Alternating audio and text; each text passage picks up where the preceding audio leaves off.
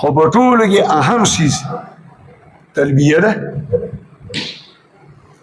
او دویم اهم څیز الله پاک توبې اخلي چې الله سمې کړي دي په صدق دل سره زه پیمانه یم او تا ته توبه وباسم او دا عهد او دا عزم کوم چې بیا د بار بدا ګناهونه لکم توبه. او دریم اهم څیز په دغه ځای کې الله ته جړاګانې او سوالونه او دعاګانې کوي. دا درې کار پکې اهم دي. څه شی؟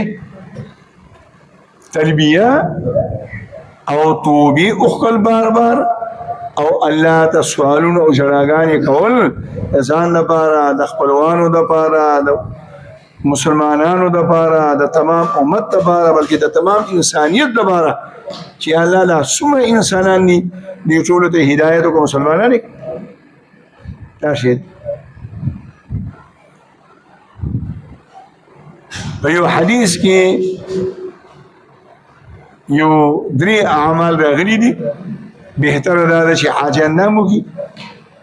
یو دا حدیث کې راځي چې د عرفات په میدان کې کوم حاجی سلزله سورت اخلاص وایي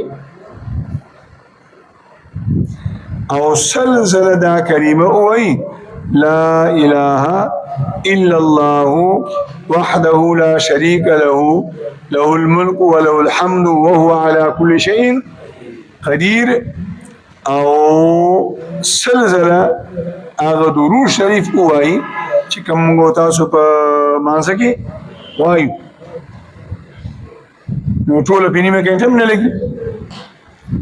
نو الله پاک فرشتو ته وایي چې زما د هغه بنده څه انعام دی چې زما حمد ادا کړ او زما په پیغمبر باندې درود وی، او بیا الله جل مجلوه سوالم په خپله کوي، جوابم په خپله کوي چې ما د ګناهونه هم معاف کړل. او د دې وظیفې د برکته د دې انعام دا دی که د عرفات د میدان د دې ټولو خلکو په باره کې دې ما ته سفارش کوي نو هم به زه د در سفارشه منم.